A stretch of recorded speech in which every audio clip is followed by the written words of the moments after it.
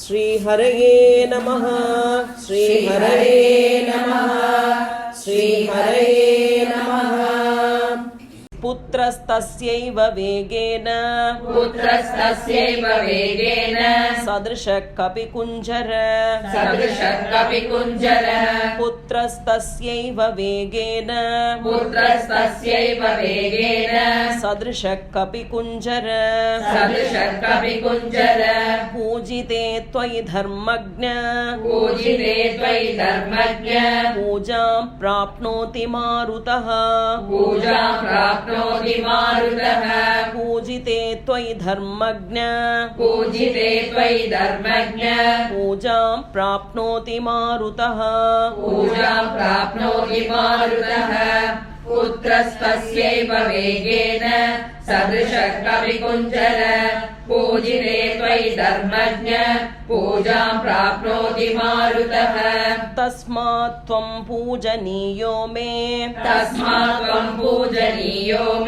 शृणु चाप्यत्र कारणम् तस्मात् त्वं पूजनीयो मे शृणु चाप्यत्र कारणम् पूर्वं कृतयुगे तात पर्वता पक्षिणो भवन् पूर्वं कृतयुगे तात पर्वता पक्षिणो भवन् तस्मात् त्वं पूजनीयो मे शृणु चाप्यत्र कारणम् पूर्वं कृतयुगे तात पर्वता पक्षिणो भवन् तेऽभिजग्मुर्दिशः सर्वा गरुडानिलवेगिनः तेऽभिजग्मुर्दिशः सर्वा गरुडानिलवेगिनः ततस्तेषु प्रयातेषु देवसङ्घा सहर्षिभिः ततस्तेषु प्रयातेषु देवसङ्घा सहर्षिभिः तेऽपि जग्मुर्दिशः सर्वा गरुडानिलवेगिनः ततस्तेषु प्रयातेषु देवसङ्गा सहर्षिभिः भूतानि च भयं जग्मुः तेषां पतनशङ्कया भूतानि च भयं जग्मुः तेषां पतनशङ्कया ततः क्रुद्धः सहस्राक्षः पर्वतानां शतक्रतुः ततः क्रुद्धः सहस्राक्षः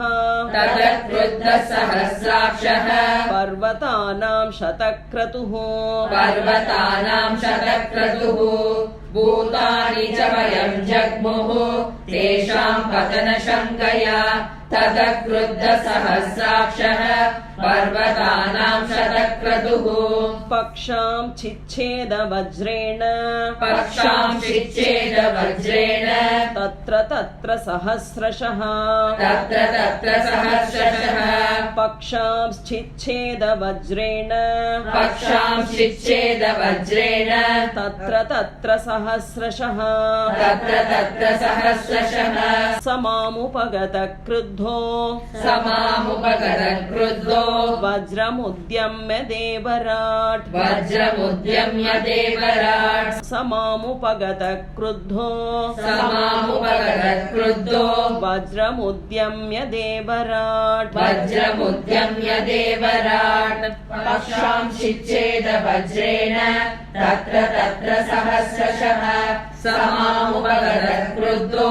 वज्रमुद्यम्य देवराट् ततोऽहं सहसा क्षिप्तः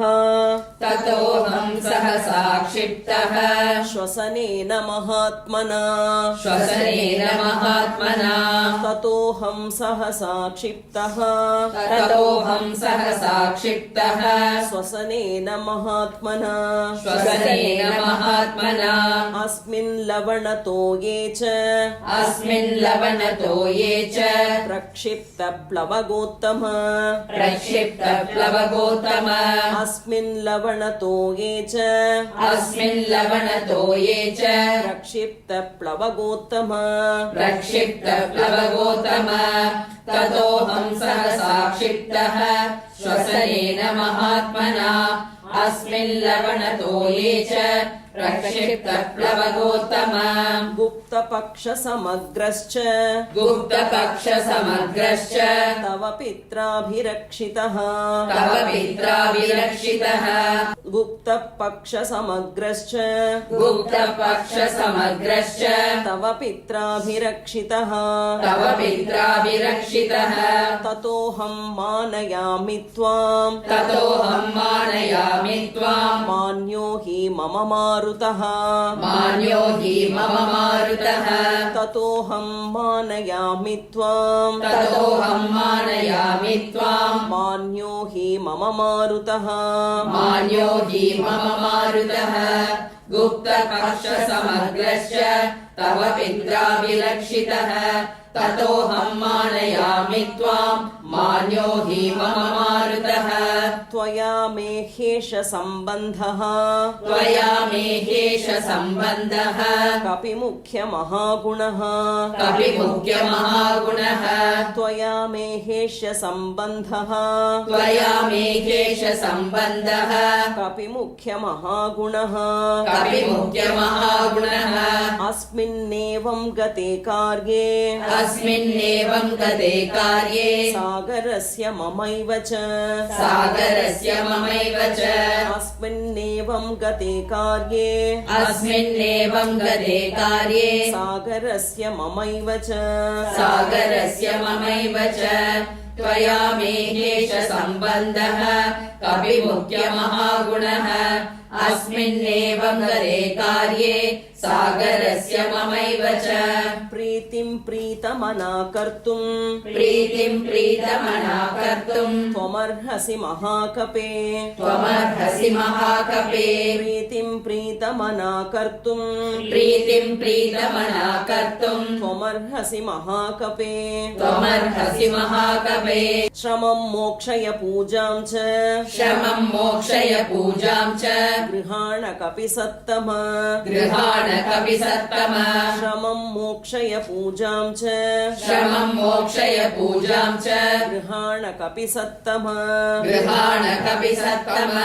प्रीतिं प्रीतमना कर्तुम् त्वमर्हसि महाकपे श्रमं मोक्षय पूजां च गृहाण कपि सत्तम प्रीतिं च बहुमन्यस्व प्रीतिं च बहुमन्यस्व प्रीतोऽस्मि तव दर्शनात् प्रीतोऽस्मि तव दर्शनात् प्रीतिं च बहुमन्यस्व प्रीतिं च बहुमन्यस्व प्रीतोऽस्मि तव दर्शनात् प्रीतोऽस्मि तव दर्शनात् एवमुक्तः कपि श्रेष्ठः एवमुक्तः कपि श्रेष्ठः तं न गोत्तममब्रवीत् तं न गोत्तममब्रवीत् एकमुक्तः कपि श्रेष्ठः एवमुक्तः कपि श्रेष्ठः तं न गोत्तममब्रवीत् तं न गोत्तममब्रवीत् प्रीतिं च बहुमन्यस्व प्रीतोऽस्मि तव दर्शनात् एवमुक्तः कपि श्रेष्ठः तं न गोत्तममब्रवीत् प्रीतोऽस्मि कृतमातिथ्यम् प्रीतोऽस्मि कृतमातिथ्यम् मन्युरेषोपनीयताम् मन्युरेषोपनीयताम् प्रीतोऽस्मि कृतमातिथ्यम् प्रीतोऽस्मि कृतमातिथ्यम् मन्योरेषोपनीयताम् मन्युरेषोपनीयताम् प्रीतोऽस्मि कृतमातिथ्यम् प्रीतोऽस्मि कृतमातिथ्यम् मन्युरेषोपनीयताम् मन्युरेषोपनीयताम् त्वरते कार्यकालो मे त्वरते कार्यकालो मे यहश्च व्यतिवर्तते यहश्च व्यतिवर्तते त्वरते कार्यकालो मे त्वरते कार्यकालो मे ह्यश्च व्यतिवर्तते यहश्च व्यतिवर्तते प्रीतोऽस्मि कृतमादित्यम् मन्युरेषोपनीयताम् त्वरते कार्यकालो मे यहश्च व्यतिवर्तते प्रतिज्ञा च मया दत्ता प्रतिज्ञा च मया दत्ता न स्थातव्यम् इहान्तरा न स्थातव्यम् इहान्तरा प्रतिज्ञा च मया दत्ता प्रतिज्ञा च मया दत्ता न स्थातव्यम् इहान्तरा न स्थातव्यम् इहान्तरा इत्युक्त्वा पाणिना शैलम् इत्युक्त्वा पाणिना शैलम् आलभ्य हरिपुङ्गवः आलभ्य हरिपुङ्गवः इत्युक्त्वा पाणिना शैलम् इत्युक्त्वा पाणिना शैलम् आलभ्य हरिपुङ्गवः आलभ्य हरिपुङ्गवः प्रतिज्ञा च मया दत्ता न स्थातव्यम् इहान्तरा इत्युक्त्वा पाणिना शैलम् आलभ्य हरिपुङ्गवः जगामाकाशमाविश्य जगामाकाशमाविश्य वीर्यवान् प्रहसन्निव वीर्यवान् प्रहसन्निव जगामाकाशमाविश्य जगामाकाशमाविश्य वीर्यवान् प्रहसन्निव वीर्यवान् प्रहसन्निव सपर्वतसमुद्राभ्याम् सपर्वतसमुद्राभ्याम् बहुमानादवेक्षितः बहुमानादवेक्षितः सपर्वतसमुद्राभ्याम् सपर्वतसमुद्राभ्याम् बहुमानादवेक्षितः बहुमानादवेक्षितः जगामाकाशमाविश्य वीर्यवान् प्रहसन्निव सपर्वतसमुद्राभ्याम् बहुमानादवेक्षितः पूजितश्चोपपन्नाभिः पूजितश्चोपपन्नाभिः आशीर्भिरनिलात्मजः आशीर्भिरनिलात्मजः पूजितश्चोपपन्नाभिः पूजितश्चोपपन्नाभिः आशीर्भिरनिलात्मजः आशीर्भिरनिलात्मजः अतोर्ध्वम् दूरमुत्पत्य अतोर्ध्वम् दूरमुत्पत्य हित्वा शैलमहार्णवो हित्वा शैलमहार्णवो अथोर्ध्वम् दूरमुत्पत्य अतोर्ध्वम् दूरमुत्पत्य हित्वा शैलमहार्णवो हित्वा शैलमहार्णवो पूजितश्चोपपन्नाभिः आशीर्भिरनिलात्मजः अतोर्ध्वम् दूरमुत्पत्य हित्वा शैलमहार्णवो पितुः पन्थानमास्थाय पितुः पन्थानमास्ताय जगाम विमलेम्बरे जगाम विमलेम्बरे पितुः पन्थानमास्थाय पितुः पन्थानमास्ताय जगाम विमलेम्बरे जगाम विमलेम्बरे ततश्चोर्ध्वगतिम् प्राप्य ततश्चोर्ध्वगतिम् प्राप्य गिरिम् तमवलोकयन् गिरिम् तमवलोकयन् ततश्चोर्ध्वगतिम् प्राप्य ततश्चोर्ध्वगतिम् प्राप्य गिरिम् तमवलोकयन् गिरिम् तमवलोकयन् पितुः पन्थानमास्ताय जगाम विमलेम्बरे ततश्चोर्ध्वगतिम् प्राप्य गिरिम् तमवलोकयन् वायुसूनुर्निरालम्बे वायुसूनुर्निरालम्बे जगाम विमलेम्बरे जगाम विमलेम्बरे वायुसूनुर्निरालम्बे वायुसूनुर्निरालम्बे जगाम विमलेम्बरे जगाम विमलेम्बरे तद्वितीयम् हनुमतः तद्वितीयम् हनुमतः दृष्ट्वा कर्म सुदुष्करम् दृष्ट्वा कर्म सुदुष्करम् तद्वितीयम् हनुमतः तद्वितीयम् हनुमतः दृष्ट्वा कर्म सुदुष्करम् दृष्ट्वा कर्म सुदुष्करम् वायुसूनुर्निरालम्बे जगाम विमलेम्बरे तद्वितीयम् हनुमतः दृष्ट्वा कर्मसु दुष्करम् प्रशशंसुः सर्वे प्रशशंसुसुरा सर्वे सिद्धाश्च परमर्षयः सिद्धाश्च परमर्षयः प्रशशंसुः सर्वे प्रशशंसुसुरा सर्वे सिद्धाश्च परमर्षयः सिद्धाश्च परमर्षयः देवताश्च भवन् हृष्टाः देवताश्च भवन् हृष्टाः तत्रस्थास्तस्य कर्मणा तत्रस्थास्तस्य कर्मणा देवताश्च भवन् हृष्टाः देवताश्च भवन् हृष्टाः तत्रस्थास्तस्य कर्मणा तत्रस्थास्तस्य कर्मणा प्रशंसुसुरा सर्वे सिद्धाश्च परमर्षयः देवताश्च भवन् हृष्टाः तत्रस्थास्तस्य कर्मणा काञ्चनस्य सुनाभस्य काञ्चनस्य सुनाभस्य सहस्राक्षश्च वासवः सहस्राक्षश्च वासवः काञ्चनस्य सुनाभस्य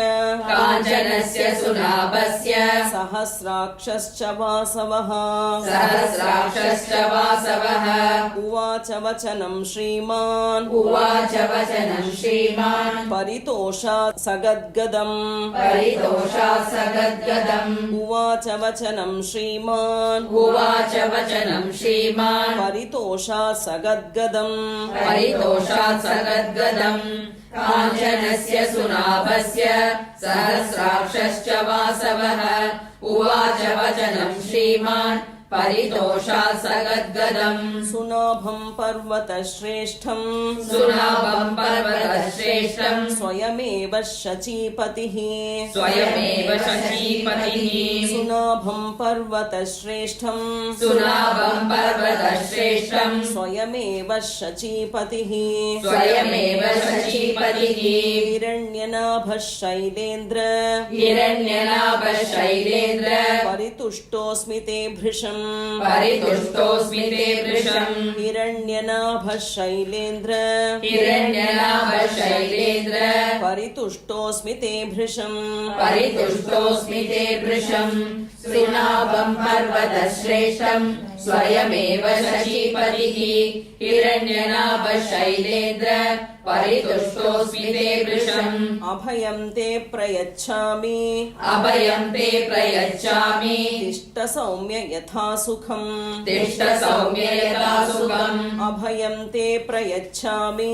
अभयम् ते प्रयच्छामि तिष्ठ सौम्य यथा सुखम् तिष्ठ सौम्य यथा सुखम् साह्यं कृतं त्वया सौम्य साह्यम् कृतम् त्वया सौम्य विक्रान्तस्य हनूमतः विक्रान्तस्य हनूमतः साह्यं कृतं त्वया सौम्य साह्यम् कृतम् त्वया सौम्य विक्रान्तस्य हनूमतः विक्रान्तस्य हनूमतः अभयम् ते प्रयच्छामि तिष्ठ सौम्य यथा सुखम् साह्यम् कृतम् त्वया सौम्य विक्रान्तस्य हनूमतः क्रमतो योजनशतम् क्रमतो योजनशतम् निर्भयस्य भये सति निर्भयस्य भये सति क्रमतो योजनशतम् क्रमतो योजनशतम् निर्भयस्य भये सति निर्भयस्य भये सति रामस्यैष हितायैव रामस्यैष हितायैव याति दाशरथेर्हरिः याति दाशरथेर्हरिः रामस्यैष हितायैव रामस्यैष हितायैव याति दाशरथेर्हरिः याति दाशरथेर्हरिः क्रमतो योजनशतम् निर्भयस्य भये सति रामस्यैष हितायैव याति दाशरथेर्हरिः सत्क्रियां कुर्वता तस्य सत्क्रियाम् कुर्वता तस्य तोषितोऽस्मि भृशं त्वया तोषितोऽस्मि वृषम् त्वया सत्क्रियां कुर्वता तस्य सत्क्रियाम् कुर्वता तस्य तोषितोऽस्मि भृशं त्वया तोषितोऽस्मि वृषम् त्वया ततः प्रहर्षम् अगमद् ततः प्रहर्षम् अगमद् विपुलं पर्वतोत्तमः विपुलं पर्वतोत्तमः ततः प्रहर्षम् अगमद् विपुलं पर्वतोत्तमः विपुलं पर्वतोत्तमः सत्क्रियां कुर्वता तस्य तोषितोऽस्मि वृषं त्वया ततः प्रहर्षम् अगमद् विपुलं पर्वतोत्तमः देवतानां पतिं दृष्ट्वा परितुष्टं शतक्रतुम् देवतानां पतिं दृष्ट्वा परितुष्टं शतक्रतुम् स वै दत्तवरशैलो बभूवावस्थितस्तदा स वै दत्तवरशैलो बभूवावस्थितस्तदा देवतानां पतिं दृष्ट्वा परितुष्टं शतक्रतुम् स वै दत्तवरशैलो बभूवावस्थितस्तदा हनूमांश्च मुहूर्तेन व्यतिचक्रामसागरम् हनूमांश्च मुहूर्तेन व्यतिचक्रामसागरम् ततो देवास गन्धर्वाः सिद्धाश्च परमर्षयः ततो देवास गन्धर्वाः सिद्धाश्च परमर्षयः हनुमांश मुहूर्तेन व्यतिचक्रामसागरम् ततो देवास गन्धर्वाः सिद्धाश्च परमर्षयः अब्रुवन् सूर्यसङ्काशाम् सुरसां नागमातरम् अब्रुवन् सूर्यसङ्काशाम् सुरसां नागमातरम् अयं वातात्मजः श्रीमान् प्लवते सागरोपरि अयं वातात्मजः श्रीमान् प्लवते सागरोपरि अब्रुवन् सूर्यसङ्काशां सुरसां नागमातरम् अयं वातात्मजः श्रीमान् प्लवते सागरोपरि हनुमान् नाम तस्य त्वम् मुहूर्तं विघ्नमाचर हनुमान् नाम तस्य त्वम् मुहूर्तं विघ्नमाचर राक्षसं रूपमास्थाय सुघोरं पर्वतोपमम् राक्षसं रूपमास्थाय सुघोरं पर्वतोपमम् हनुमान् नाम तस्य त्वम् मुहूर्तं विघ्नमाचर राक्षसं रूपमास्ताय सुघोरं पर्वतोपमम् दंश्राकराळं पिङ्गाक्षम् वक्त्रं कृत्वा नभस्पृशम् दंश्राकराळं पिङ्गाक्षम् वक्त्रं कृत्वा नभस्पृशम् बलमिच्छामहे ज्ञातुम् भूयश्चास्य पराक्रमम् बलमिच्छामहे ज्ञातुम् भूयश्चास्य पराक्रमम् दंश्राकरालं पिङ्गाक्षं वक्त्रं कृत्वा नभस्पृशम् बलमिच्छामहे ज्ञातुम् भूयश्चास्य पराक्रमम् त्वां विजेष्यत्युपायेन त्वां विजेष्यत्युपायेन विषादं वा गमिष्यति विषादं वा गमिष्यति त्वां विजेष्यत्युपायेन त्वां विजेष्यत्युपायेन विषादं वा गमिष्यति विषादं वा गमिष्यति एवमुक्ता तु सा देवी एवमुक्ता सा देवी दैवतैरभिसत्कृता दैवतैरभिसत्कृता एवमुक्ता तु सा देवी एवमुक्ता सा देवी दैवतैरभिसत्कृता दैवतैरभिसत्कृता त्वां विजेष्यत्युपायेन विषादं वा गमिष्यति एवमुक्ता तु सा देवी दैवतैरभिसत्कृता समुद्रमध्ये सुरसा समुद्रमध्ये सुरसा बिभ्रति राक्षसं वपुः बिभ्रति राक्षसं वपुः समुद्रमध्ये सुरसा समुद्रमध्ये सुरसा बिभ्रति राक्षसं वपुः बिभ्रति राक्षसं वपुः विकृतं च विरूपं च विकृतं च विरूपं च सर्वस्य च भयावहम् सर्वस्य च भयावहम् विकृतं च विरूपं च विकृतं च विरूपं च सर्वस्य च भयावहम् सर्वस्य च भयावहम् समुद्रमध्ये सुरसा बिभ्रति राक्षसं वपुः विकृतं च विरूपं च सर्वस्य च भयावहम् प्लवमानं हनूमन्तं प्लवमानं हनूमन्तम् आवृत्येदमुवाचः आवृत्येदमुवाचः प्लवमानं हनूमन्तं प्लवमानं हनूमन्तम् आवृत्येदमुवाचः आवृत्येदमुवाचः मम भक्षप्रदिष्टस्त्वं मम भक्षप्रदिष्टस्त्वम् ईश्वरैर्वानरर्षभ ईश्वरैर्वानरर्षभ मम भक्षप्रदिष्टस्त्वं मम भक्षप्रदिष्टस्त्वम् ईश्वरैर्वानरर्षभ ईश्वरैर्वानरर्षभ